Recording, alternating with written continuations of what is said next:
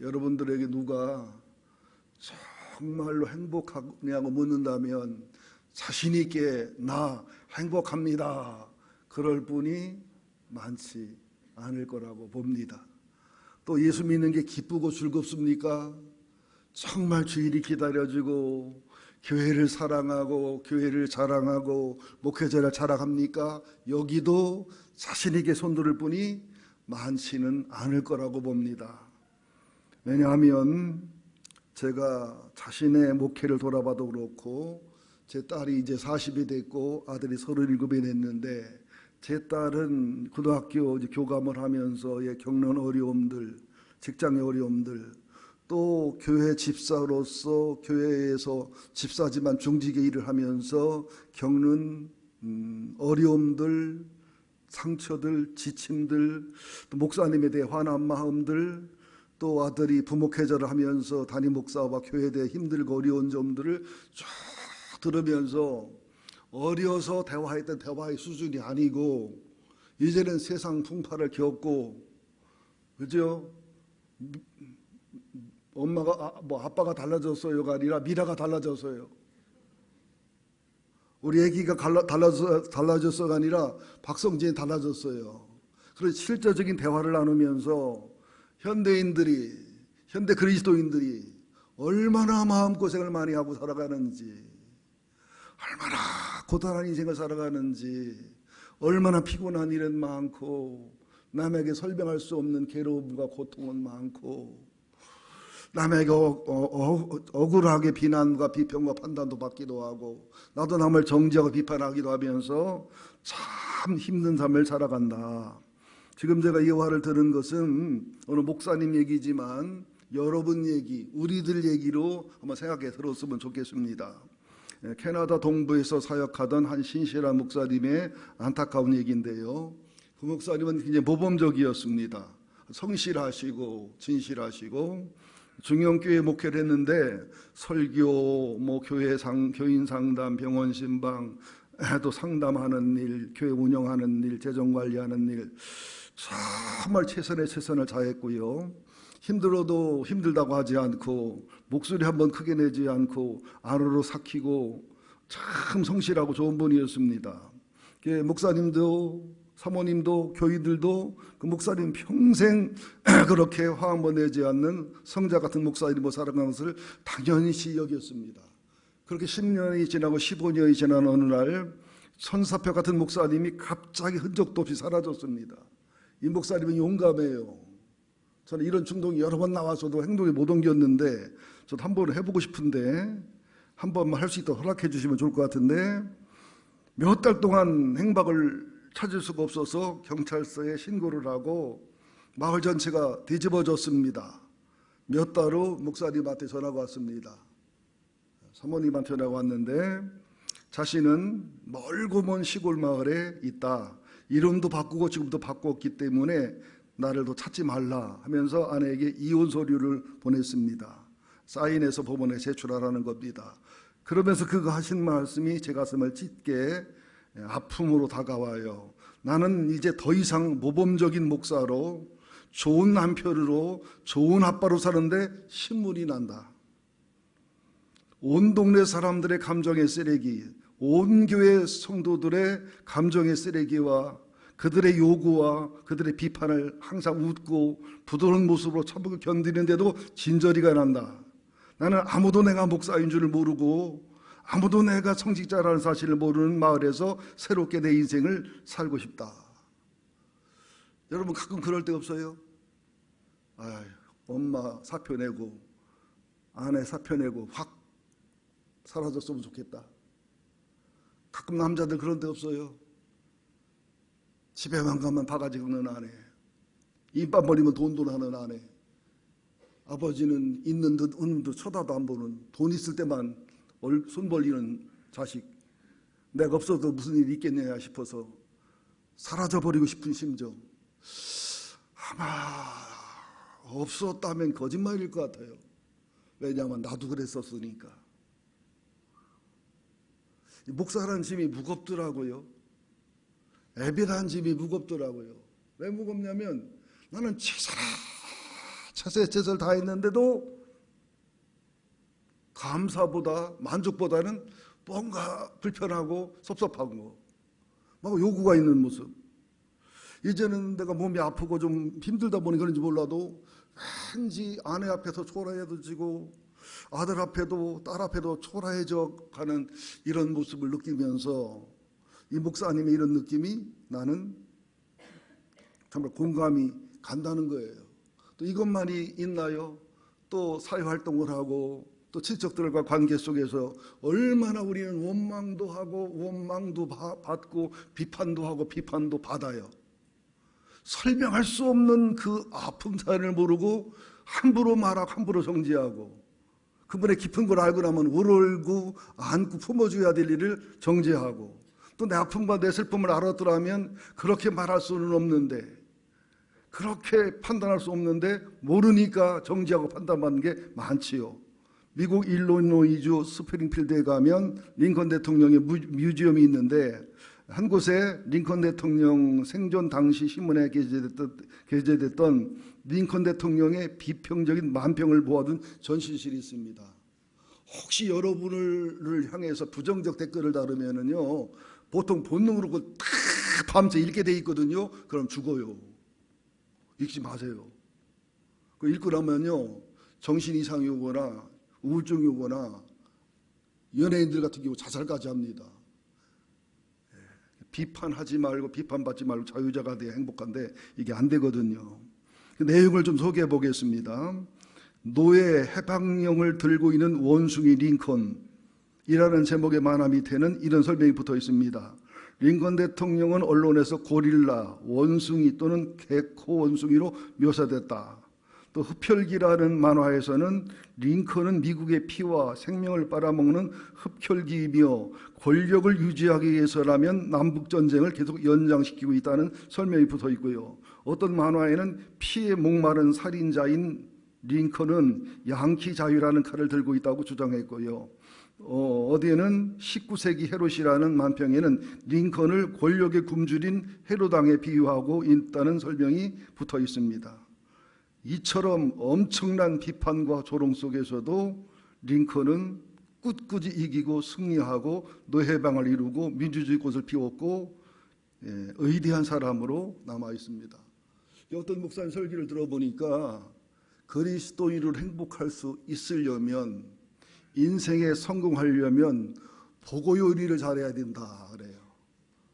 보고가 맛있잖아요, 요리가. 지금은 덜한데 옛날에는 보고 요리 잘못 먹고 죽었던 사람들이 신문에 많이 나옵니다. 또 가난한 사람들이 보고알을 주워다가 끓여 먹고 그죠? 죽는 경우도 굉장히 많습니다. 근데 그런 걸 왜 먹느냐? 보고가 맛있거든요. 요리만 잘하면 독만 잘 발라내면 맛있거든요. 우리 인생도 마찬가지입니다. 내 영혼에 나만처럼 문둥병이 많이 있잖아요. 영혼의 병, 정신의 병, 마음의 병, 피고름이 흐르는 상처, 분노, 아픔. 여기 안 그런 분 있어요? 우아하게 웃지만, 그죠? 찬양하고 예배드리고 아멘 하지만 속에는 소설책이 몇 권씩 있잖아요. 피고름이 흐르잖아요.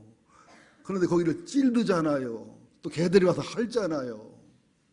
이렇게 얼마나 많습니까? 근데 본문에 나온 나만은 1절 읽어봅시다. 시작. 아람 왕의 군대장관 나만은 그의 주인 앞에 크고 존귀한 자니 이는 여호와께서 전에 그에게 아랍을 구원하게 하셨습니다. 그는 큰 용사이나 나병한 자더라. 그죠? 아랍이란 강대국에서 왕 앞에 크고 존귀한 자고 왕이 오른팔로 여기고 왕이 존귀하게 여기고 문둥병 치료받으러 간다고 하니까 엄청난 금과 은과 옷을 주면서 편지를 써서 이스라엘 부탁하면서 그 정도로 사랑과 존귀를 받는 사람입니다. 아랍 나라의 의기를 여러 번 구했던 우리나라로 말하면 이순신 같은 장군이었어요. 이순신은 선조의 견제와 시기와 질투를 받았지만 그런 질투와 시기도 없는 온전히 존귀한 사람이었습니다. 이게 세상적으로 못 갖춘 것이 없는 게 없는 완전한 행복한 사람인데 그러나 큰 용사였지만 나병 환자더라. 여러분들 굉장히 유명한 정치인들 유명한 재벌들, 유명한 연예인들, 그들이 유명함으로, 인기로, 돈으로, 권력으로 다 포장하고 과시하고 자랑하고, 그죠? 교만하고 또 포장하지만 속에는 어때요? 이해가 안 되면 TV 드라마를 보세요. 재벌들이 문둥병자가 아니든가요? 권력 있는 사람들이 문둥병자가 아니든가요? 유명한 사람들이 문둥병자가 아니든가요? 우리 같은 평민들보다 더 훨씬 심각한 문둥병을 가지고 있습니다. 근데 문제는 뭐냐? 나아만은 예수님 당시에도 그랬지만 엘리사 당시에도 수많은 이방 중에 한세시 병이 한두 병이 아니었어요. 근데 나아만만 치료받았어요. 그 비결이 뭘까요? 자기가 문둥병자인 것을 자각했어요. 그죠? 자각했어요. 그리고 어린 소녀의 말을 듣고서 대가를 치르고 찾아갔어요. 또 화를 냈지만 옷을 벗고 부끄러움을 드러내면서 7번을 순종하면서 복종해서 치료를 경험했어요. 이게 다른 거예요. 우리들도 다 증상은 다르고 정도는 다르지만 문둥병자라는 사실을 자각해야 돼요. 인정해야 돼요. 내 속에 흐르는 분노의 고름, 피고름, 그죠? 내 속에 흐르는 세상에 대한 야망, 또 남에게 설명할 수 없는 어떤 욕심, 또 남에게 설명할 수 없는 어떤 이중생활. 여러분들 하늘나라 가서 우리 서로 만나면 서로 놀래겠어요? 안 놀래겠어요? 솔직히 얘기해 보세요. 우리가 하늘나라 가서 우리가 살아온 삶, 우리의 참모습이 다 드러내면 이문주가 그런 사람이었었어? 이문주가 그런 슬픔이 있었어? 놀랄까 안 놀랄까요? 여러분이 안 놀라면 내가 놀래. 여러분 그럴까 안 그럴까요? 세상에 내 남편이 그런 사람이었었어? 내 아내가 그런 사람이었었어? 놀래겠어요? 안 놀래겠어요? 우리는 천당 가면 얼마나 재미가 있을지 몰라. 서로 놀래는 일부터 이제 재밌을 거예요. 어느 이웃 남자와 여자가 모 모텔에서 정부끼리 이 호텔방이라서 만나서 놀래서 놀래서 기절할 뻔했대. 그 얘기를 나한테 고백하더라고요. 상담하는 사람이 별말 다 듣지요. 나는 여러분 천당 가도 별로 놀라실 거 없을 겁니다. 왜? 여기서 다 밝히고 갔으니까. 엄마 아버지 이혼한 얘기를 비롯해서 하여튼 뭐 있는 얘기 없는 얘기 푼수를 떨면서 저는 하나님 앞에 기도합니다. 하늘나라 가서 교인들을 놀래키는 교인이 되지 말게 하시고, 이 땅에 사는 동안 내 영혼 중에 병든 것, 잘못된 것, 부족한 것 다 드러내셔서 여기서 놀래키고, 여기서 교인들에게 상처 줬다 용서받고, 실망시켰다 용서받고, 낙심했다 용서받고, 나의 모습이 다 드러나서 하늘나라 가서는 놀랄 것이 없는 목사가 되게 해주시고, 오히려 놀랜다면 내가 얼마나 하나님을 사랑했나, 그 아픔 속에서 주님을 얼마나 의지했나, 설명할 수 없는 아픔이 사랑이 얼마나 많았나, 그걸로 놀라게 해주세요. 그런 기도를 합니다. 여러분들도 놀래키는, 좋은 일에 놀래키는 성도가 될지언정 나쁜 일에 놀래키는 성도가 되지 않기를 예수 이름으로 축원드립니다. 요새는 제가 힘들어 새벽에 기도를 쉽니다마는 가끔 새벽에 예배를 인도할 때 1년 365일 새벽 기도를 안 나오던 교인이 한 주, 두 주 새벽 기도를 나오면 놀래요. 아, 뭔 일이 있나? 뭔 일이 있나? 놀래게 돼요. 놀래는 것도 여러 가지거든요. 근데 나는 오늘 이 어린 소녀에 집중하고 싶습니다. 2절, 3절을 봅시다. 우리 장악하게 읽읍시다. 전에 아람 사람이 떼를 지어 나가서 이스라엘 땅에서 어린 소녀 하나를 사로잡음에 그가 나만의 아내를 수종들더니 그의 여준에게 이르되 우리 주인이 사마리아에 계신 선지자 앞에 계셨으면 좋겠나이다 하니 그가 그 나병을 고치리다 하는지라. 자, 여기서 아람 나라와 북왕 이스라엘은 사이가 좋았다, 전쟁했다 하는, 어떻게 보면 우리나라와 북한과의 사이랑 비슷해요. 아마 설명하기 애매한데 어쨌거나 싸웠다 화목했다 싸웠다 화목했다 한 사이인데, 아랍이 군사력이 강한 상태인데, 이게 떼를 지어 나가서 잡아왔다는 얘기는 전반적인 전투가 아니라 약탈을 했다는 얘기예요. 약탈했을 때 이 어린 소녀의 아버지는 죽였겠지요. 삼촌이나 오빠도 죽였겠지요. 그리고 언니나 엄마는 성폭행하고 죽였을 겁니다. 고대 사회는 이걸 당연히 여겼어요. 그럼 이 어린 소녀 입장에서는 아람이 원수 나라예요. 또 군대장관 나하만은 원수의 대장이에요. 노예로는 살지만 물건 취급을 받지만 인격을 가진 존재란 말이에요. 어째 잡혀오기 전까지는 어느 집의 딸이었어요. 사랑스러운 딸, 조카였어요. 여동생이었어요. 해맑은 꿈이 있는 어린 소녀였어요. 그죠? 근데 포로로 잡혀와 있어요. 한이 맺혀 있어요. 분노와 정오가 가득 차 있어요.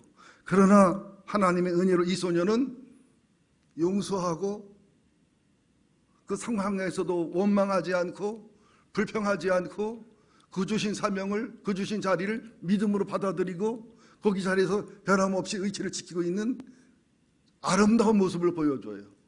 나는 우리 교회 성도들도 이 어린 소녀와 같은 영성을 소유하기를 예수 이름으로 축원드립니다. 우리도 원한 맺힐 일이 얼마나 많아요. 상처받은 일은 얼마나 많고 손해받은 일은 얼마나 많고 배반받은 일은 얼마나 많고, 그죠? 얼마나 가슴이 아픈 사연이 많아요. 그런데 원망을 이기지 못하면 인생의 축복의 꽃을 피울 수가 없어요. 분노를 품으면, 증오를 품으면 영혼이 건강해지지도 않거니와 선한 영향력을 발휘할 수가 없어요. 요셉도 형들이 팔아서 애굽으로 팔려갔을 때 얼마나 억울하고 불안한 일입니까? 그리고 보디발 아내에게 모함을 받아서 그 충성과 헌신한 요셉을 같이 간음하자고 했을 때 거절했다고 억울하게 모함해서 감옥에 들어갔을 때 얼마나 분하고 억울하고 자살할 만큼 분통 터질 일이지만 요셉은 원망 없이 불평 없이 그 상처를 다 믿음으로 꿈과 비전 사명으로 이겼기 때문에 그 노예살이를 하면서도 그가 하나님 함께했고 하나님이 형통하게 했고 감옥에 가서도 하나님이 함께했고 형통했기 때문에 총리의 반열까지 올라갔다는 거예요. 죄가 하나님과 우리 관계에 장애가 된다면 상처와 분노와 해결되지 않는 원한 맺힘이 인간관계에 수많은 장애와 어려움을 만들어내요. 이것이 성령 충만과 하나님의 축복과 하나님의 꿈과 비전과 하나님의 이끌어가는 인도와 비전을 엄청 방해하게 만든다는 사실이죠. 에스더도 보세요. 포로로 잡혀갔어요. 엄마 아버지는 죽었어요. 삼촌 손에 살아요. 얼마나 한이 맺혔겠어요. 얼마나 아픔이 많았겠어요. 그러나 에스더에게 그런 한과 아픔과 원망과 분노가 있었다면 그 전국에 모여든 그 여인들 앞에 모르페와 스케메가 아름다운 참 미인의 모습을 띌 수가 없어요. 왕이 감동할 만큼 아름다운 여인이 될 수가 없어요. 아무리 이뻐 보세요. 속에 남편 원망하는 마음 있으면 얼굴이 이쁘지가 않아요. 이쁜데 안 이뻐. 정말입니다. 남편의 사랑을 받거나 행복한 여인은 덜 이쁜데 더 이뻐. 그런데 이쁜데 남편도 사랑도 받는다. 주님과 관계도 좋다. 그게 진짜 이쁜 거예요. 얼굴만 예쁘다고 여자냐. 그 노래지. 마음이 예뻐야 여자지. 신중현 노래인가? 얼굴만 예쁘다고 여자냐? 마음이 예뻐야지. 영혼이 예뻐야지. 그죠? 인격이 예뻐야지. 안 이뻐도 영혼이 이쁘고 상처, 분노가 달라지면 얼굴 피부색이 달라지고 얼굴 표정이 달라집니다. 여러분들 서로 쳐다보세요. 서로 한번 쳐다보세요. 순종하세요. 쳐다보세요. 참 인상이 좋으시네요. 따라 순종하세요. 분노가 없으시지요? 원망하는 사람 없으시지요? 미운 사람 없으시지요? 솔직히 거짓말했어요. 이기시기 바랍니다. 내가 나하만이라면 직면하시고 어떠한 대가를 듣고라도 하나님의 사람을 찾아가시고 예수를 찾아가시고 내가 어린 소녀라면 거기서 원망과 분노를 주의 복음으로 해결받고 주의 복음으로 용서받고 주님의 치료받아서 내 의치와 사역을 지키는, 그래서 그것이 꿈과 비전을 이루는 도구가 될 수 있기를 예수 이름으로 축원드립니다. 이 나만과 어린 소녀를 통해서 이 열왕기하 5장에는 하나님의 구속사의 흐름과 예수님의 복음의 흐름이 더더히 흐르고 있는 겁니다. 자, 이제 그러면서 한번 두 번째 비교해 보자고요. 이 소식을 들은 이스라엘 왕의 반응하고 이 소식을 들은 엘리사의 반응이 굉장히 차이가 납니다. 7절 이스라엘 왕의 반응을 함께 읽습니다. 시작. 이스라엘 왕이 그 글을 읽고 자기 옷을 찢으며 이르되 내가 사람을 죽이고 살리는 하나님이냐? 그가 어찌하여 사람을 내게로 보내 그의 나병을 고치라 하느냐? 너희는 깊이 생각하고 저 왕이 틈을 타서 나와 더불어 시비하리 함인 줄 알라 하니라. 어린 소녀는 하나님을 믿고, 그죠? 엘리사를 알아보고 그 원수를 용서하고 사랑하고 또 엘리사 찾아가 만났다가 치료받지 못하고 돌아오면 그 소녀 죽어요. 증인은 마르티스란 말을 쓴다. 죽는다는 의미예요. 순교한다는 의미예요. 그런 사랑을 한 거예요. 어린 소녀가 원수를 용서하고 불쌍히 여기고 긍휼히 여기고 치료받고 오면 다행이지만 갔다가 치료하면 그냥 돌아오면 그 죽이지 살려두겠습니까? 근데 이스라엘 왕은 왕인데도 불구하고 이걸 두려움으로 공포로 해석을 하고 내가 하나님이냐? 내가 문둥병을 고치게? 누가 자기 보고 하래? 엘리사만 소개해주면 되지. 여러분 마찬가지 전도하라면 어떻게 하느냐고. 여러분 보고 하래? 목자 보고 하라면 되잖아. 잘하는 부목회자들 연결해주면 되고 상담도 못하면 좀 조그만 병원에서 못하면 주물러 터치지 말고 큰 병원 보내면 되잖아. 목사를 연결해주면 되잖아요. 내가 바쁘면 집사를 연결해주면 되고 뭐가 어려워요. 소개만 해주면 되지. 제발 작은 병원이면 주물러 터치지 마세요. 그죠? 우리 병원 사람은 중형병원, 대형병원 보내면 될 건 아니겠어요. 나중에 하나님께 보내면 되고. 근데 이스라엘 왕은 뭐 자기 보고 고쳐달래?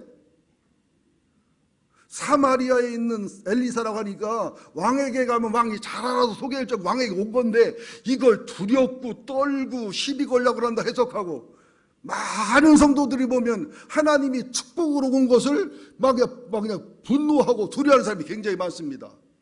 풍랑 중에 떠는 제자들도 바다를 밟고 예수님이 찾아오니까 유령이라고 소리를 버럭버럭 질러요. 유령이라고.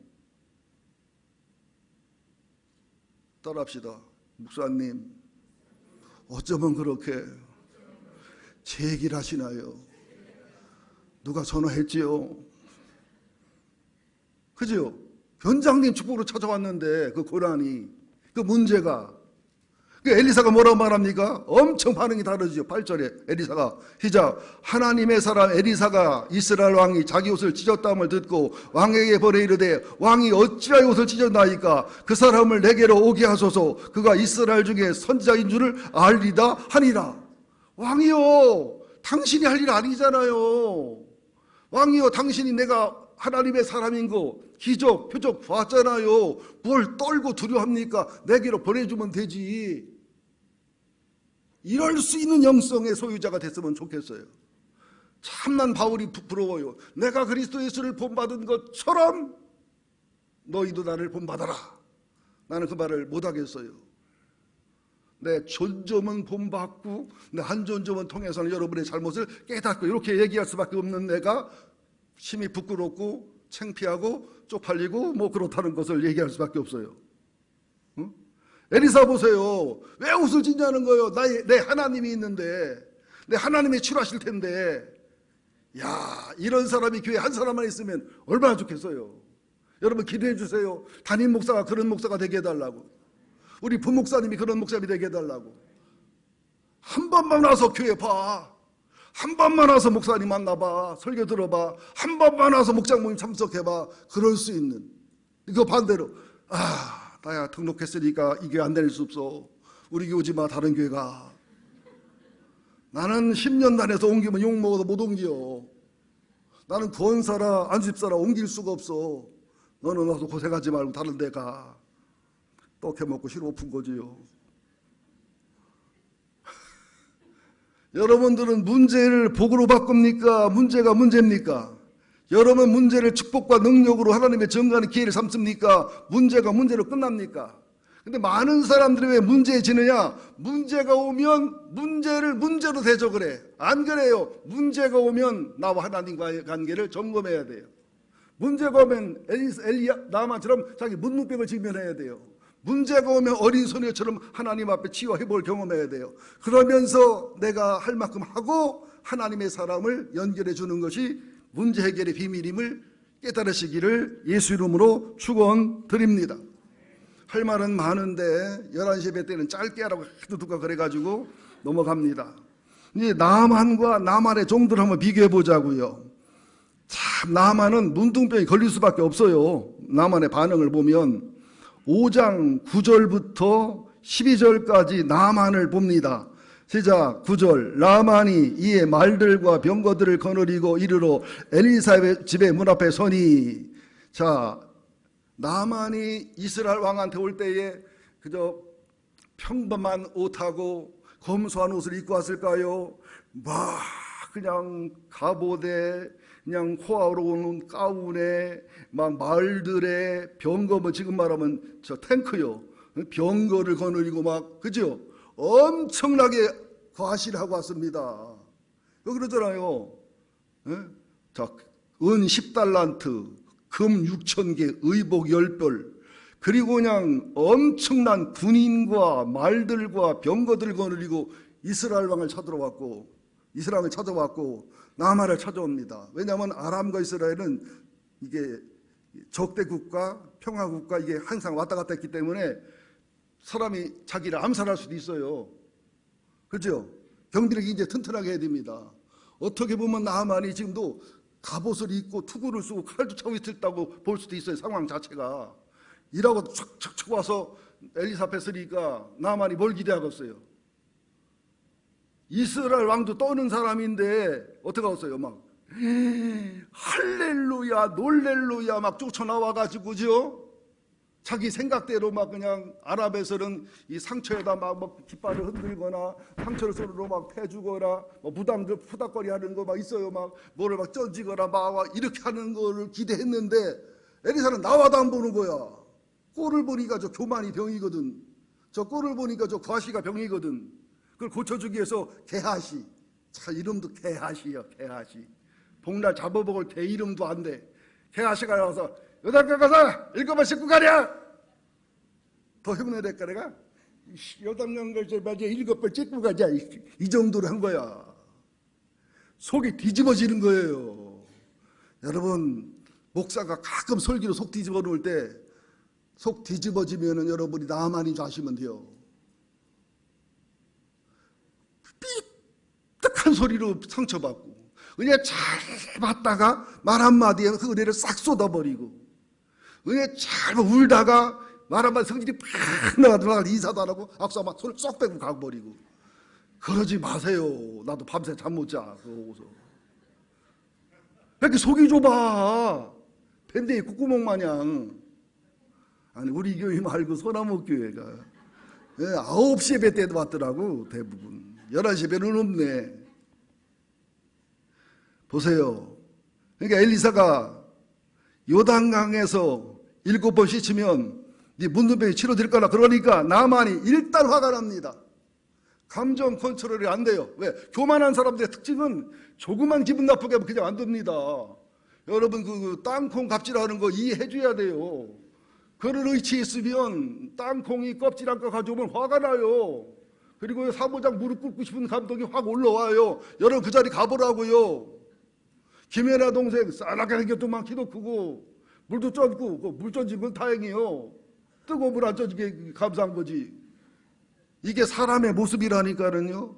어디 가면 사람이 벌벌벌벌 떨거든요. 막 그냥 경배를 하다시피 하고 이스라엘 왕도 떠는데 이게 교회도 조그만 교회 목사인데 말이야. 바쁘지 않은 것 같은데, 응? 이게 부목사도 아니고 사찰 내보내가지고 7번 씻고 가라고?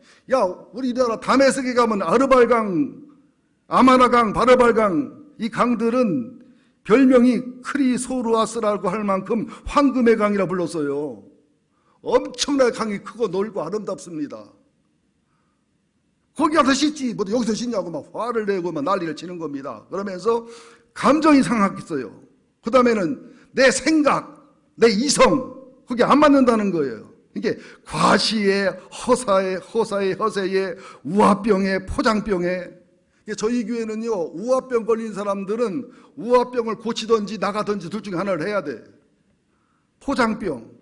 그래서 성경 공부도 우아하게 하면 하는데, 뭐 자기를 얘기하게 하거나 자기 약점을 드러나게 하거나 아픔을 드러나게 하면 못 견디게 싫어합니다. 그걸 안 하려고 그래요. 이 우화병이고 포장병이에요. 그리고 막 분노하고 조금만 하면 막 판단하고 이 교만병, 감정의 상처와 분노가 쌓인 영혼의 쓰레기가 많은 거.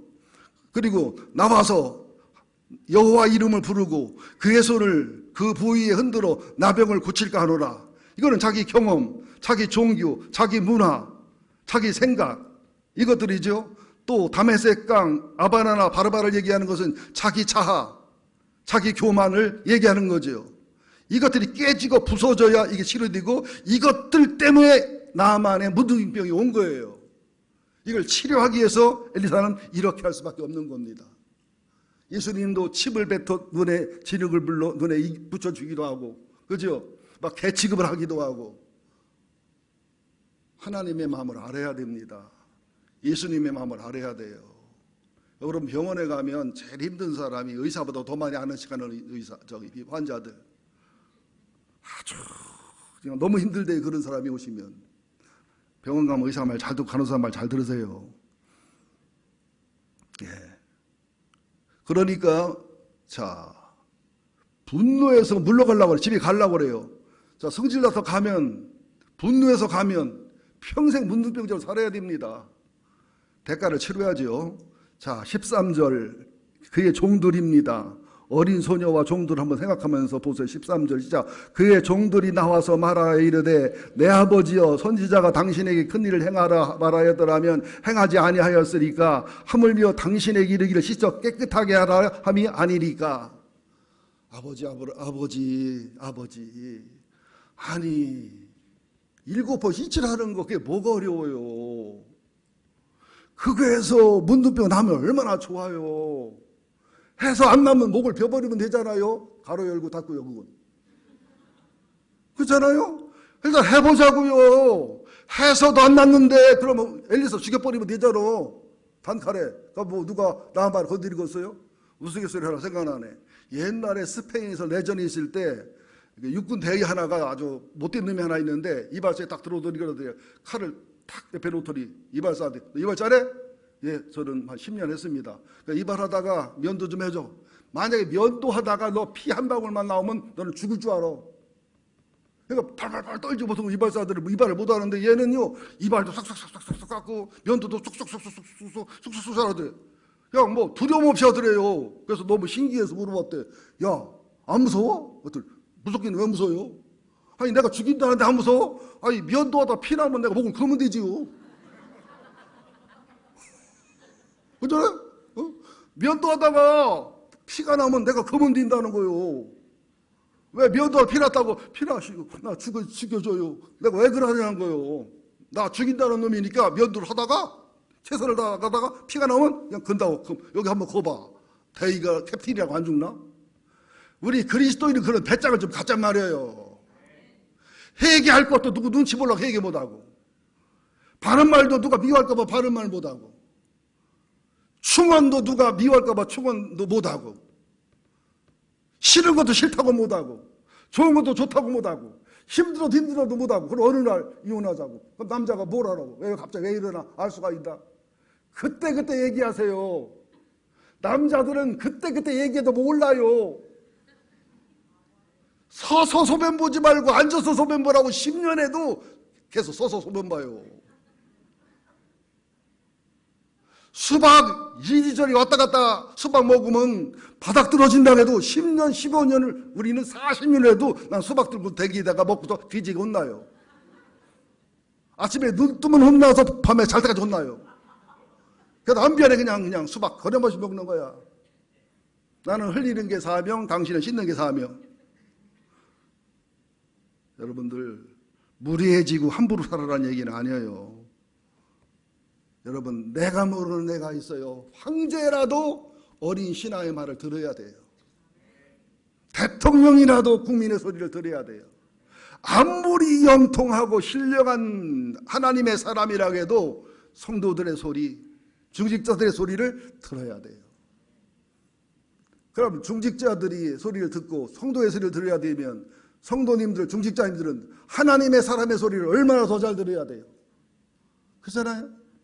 자기들은 설교도 안 듣고 권변도 안 들으면서 자기 말 들으라는 것은 완전히 나만의 형님이지, 영적 상태가. 자, 나만이 겸손합니다. 14절 시작. 나만이 이에 내려가서 하나님의 말대로 요단강에 7번 몸을 잠그니 그 살이 어린아이 살같이 회복되어 깨끗하게 되었더라. 여러분, 나만이 요단강에 들어갔다 나왔다 말이 쉽지만 한때 그 장소를 생각해 보세요. 주변에 막 그냥 그저 신하들, 종들, 부관들이 다 있는데 평상시에 문둥병이 보이게 옷을 입었겠어요? 안 보이게 옷을 입었겠어요? 이 얼굴까지 문둥병이 안 온 거예요. 당시 문둥병은 지금의 한센스병이 아니에요. 이게 문헌을 연구해 보면 악성 피부병 일종입니다. 못 고치니까 문둥병을 본 거예요. 이게 몸 어딘가 일부가 있는 거예요. 이걸 드러낸다는 것 자체가 죽기보다 힘든 일이에요. 여러분들 솔직히 예배 시간에 설교의 모델이 되기 위해서 팬티만 입고 강대상에 서 있으라면 자신 있어요, 없어요? 신상원 선수 다 벗고 팬티만 입고 1시간 동안 서 있으라면 있을 수 있어, 없어? 없어? 신수희 집사님은? 아니, 팬티하고 또 위에 거 하나 가리는 거 2개 비키니 없지요? 나는 팬티만 입고 설교해서 여러분이 은혜 받을 수 있다면, 감동받을 수 있다면 난 할 수 있어요. 근데 그렇게 하면 여러분이 내 배를 쳐다보느라고 은혜를 못 받아도 안 될 것 같고 된 거지. 아니, 나는 내가 벌거벗고 서 있어서라도 여러분에게 은혜 가지고 감동이 될 수 있다면 나는 뭐 아무렇지도 않아요. 여러분, 부모님들도 어떻습니까? 내가 벌거벗어도 내 새끼 살릴 수 있으면 합니다. 예? 벌거벗고 신갈시내를 10바퀴 뛰어서 내 새끼 살려준다면 해요, 안 해요? 나는 해요. 물구나무 서서라도 해요. 이게 미친 하나님의 사랑, 미친 예수님의 사랑이라고요. 나만이 보통 창피하고 힘들었겠어요, 옷을 벗을 때. 입을 때는 장관이고 군대 장관이고, 그죠? 최고 사령관이면 벗으니까 어때요? 벗으니까 어때요?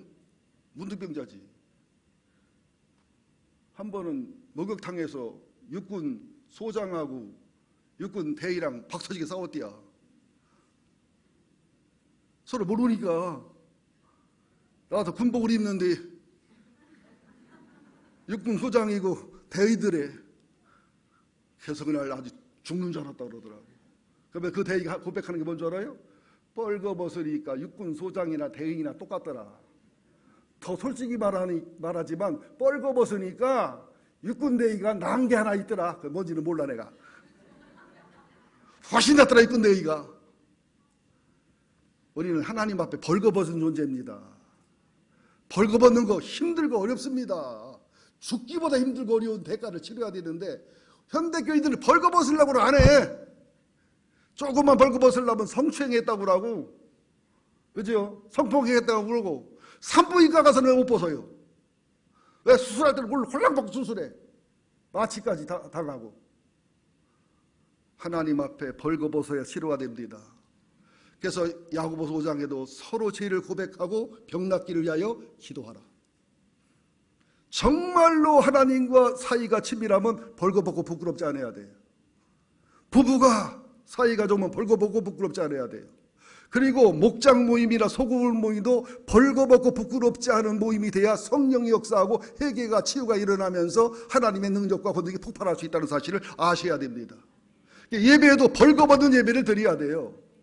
벌거벗고 치유받고 벌거벗고 회개해서 하나님께 죄드리고 하나님께 용서와 은혜를 받고 하나님께 상처드리고 하나님께 의로와 치료와 사랑을 받고 하나님께 무거운 짐을 드리고 하나님의 의로와 평안을 누리고, 이게 물불교환이 예배란 사실을 꼭 기억하시기를 예수 이름으로 축원드립니다. 이제 마지막으로 정리하겠습니다. 여기 열왕기하 5장 8절에는 8명의 배역이 나옵니다. 나만이라는 배역, 어린 소녀라는 배역, 이스라엘 왕이라는 배역, 엘리사라는 배역, 나만의 종들이라는 배역, 게하시라는 배역, 나만 아내라는 배역, 아람 왕이라는 배역이 나오는데 주인공은 나만과 어린 소녀와 엘리사와 나만의 종들입니다. 내가 나만이라면 벌거벗을 대가를 치러야 됩니다. 하나님의 사람을 찾아갈 대가를 치러야 됩니다.